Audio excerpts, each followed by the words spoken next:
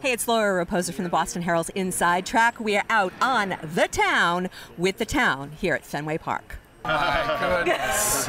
It's the full tag team. You told me. You told me. Yeah, that if you pulled this off, it would be the highlight of your career. So is it? For sure. This moment right now is the highlight of my career. Talking to you. Not just talking to you, but being here at Fenway Park with this movie. Talking to me at Fenway Park. Talking to you, you're part of it. I wouldn't say you're the biggest part of this story, but you're one part. No, really, truly, doing this movie, getting to the finish line, getting to the place, not getting fired, getting the Warner's to support the movie so much, to bring it to who's Matt? I haven't even seen him. To bring it to Fenway here, where under that Ford sign I used to come by bleacher seats with my father and walk over from Cambridgeport. It means a lot. I used to want to be, a Little League. I was in Little League. I wanted to be a pro baseball player, even though I was the 5th best guy on the Little League team. And I guess for my line of work, this is as good as it's going to get. So you have your whole cast here, pretty much. You have an amazing cast. How did you get this cast? I got lucky. I got lucky.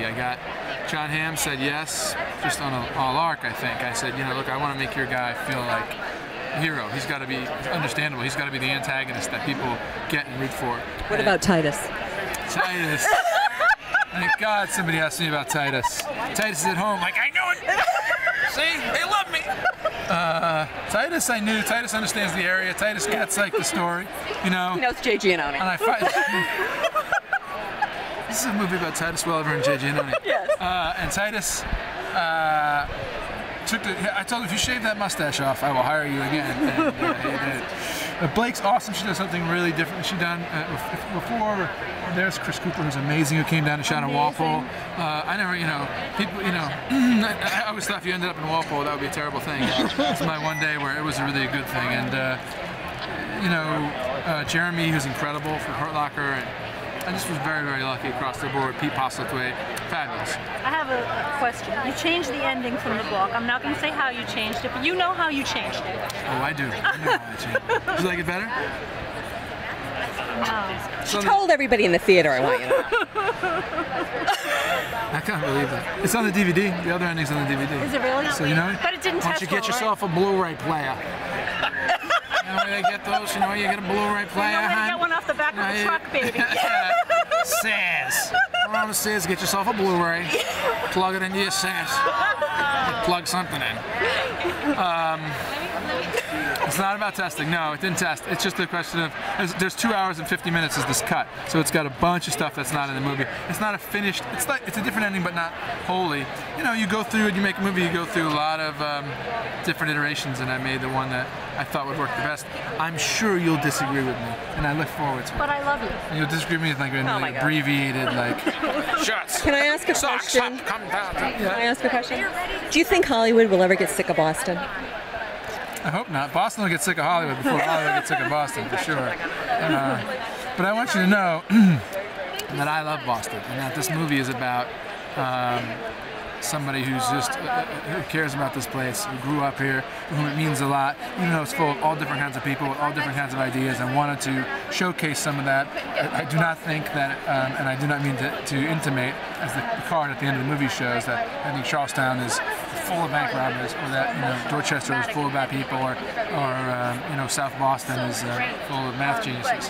It's just and bad people. It's just a question of these things make for interesting movies. But I hope that part of this work on my next movie is about a guy from Framingham. The movie takes place mostly out on Route 128. Most of this stuff that I do, what I think of these movies, is because I want people to appreciate what an extraordinary and unique and proud people we are here, of all political stripes, of all ages, genders, and all that stuff. Sean's pulling you away, but I just want to tell you, I loved your 12-pack. You like that? Oh, good. Oh, yeah. We're such huge fans of Mad Men. We're very worried about Don. You're probably wise to be worried about him. He seems to be in a downward spiral of some sort, but as they say, you have to hit rock bottom before you can start climbing back up. So I think that might be, hopefully we'll see if that's in the cards. Now I noticed there's sort of an homage to Don Draper in this movie.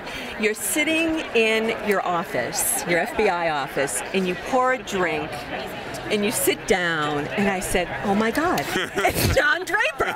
Well, that may have been Mr. Affleck's slightly subtle nod. Yeah. I know there wasn't anything in the script that necessarily pointed to that, but he's a cheeky little bastard sometimes, and he could do that. But he's I wouldn't put it past him. He was a ripped, cheeky bastard, wasn't he? You know, it's surprising that scene of him doing pull-ups ended up in the trailer, isn't it? Amazing. Isn't that funny how that is? Isn't that funny how that works?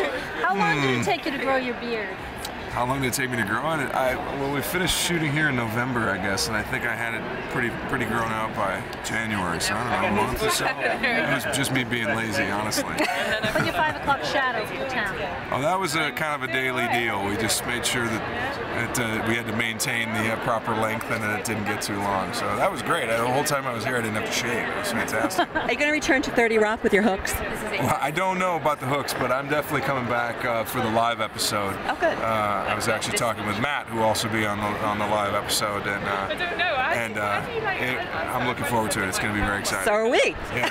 Good. Thanks, John. Tune in. Thank you. Nice talking with you. Nice talking to you. This is very Chris. Kind of Chrissy. It's like It's the bra if Krista had a lesson by Jackie O. Yeah. Or if they had a child, which would be very odd. It was a little bit of an homage to Krista, but I thought in a classy way because I could not wear what she No.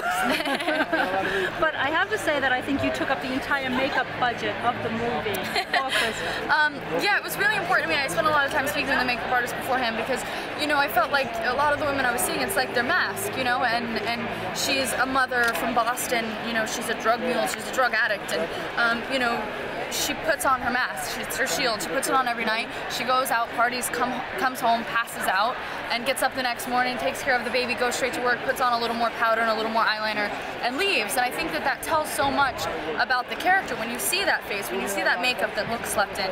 And that's why the night before I would do my makeup in my hotel room, put on a ton of makeup, a ton of eyeliner, and I would sleep in it. And then when I woke up the next day, it just like kind of was dripping down the face, and it just looked so much more tragic and just awful. And then you went to work. I went to work. They would add a little more makeup so it looked kind of caked on and not great. And that was my look. Now you, I understand, hung out in Charlestown, hung out with some Charlestown tough chicks, and got, you know, into the whole scene. Yeah, I spent a lot of time in Charlestown because I realized very quickly I wasn't going to learn what I needed to learn for this character by listening to tapes of, you know, the Boston dialect. I had to understand the people, I had to understand their heart, because this character was so emotional, so visceral, that once you understood the heart of it, once you understood their attitude, their emotions, then came the accent. You understood why they were sassier to these people than they were others, or the way they talked to their family, or the way they talked about people they didn't like, or cops, you know. So it was really incredible to get to spend time with these women, and without them, I never could have done this role. Now Ben has very high praise for you, his performance in the movie. Tell us about him as a director. I don't have any high praise for him as a director. Wrong question. No, he was an incredible director because he understands actors so much, and he made us do all of our research beforehand, a ton of research, so that when we stepped onto the set, we weren't thinking about the accent or the way we looked or the way we moved. We had all of the knowledge we needed, so we were able to just live through these characters and not be so in our heads, and that was a really amazing thing that he did for us. Just tell me what's going to happen in Gossip Girl this year. I can't tell you that. Damn it!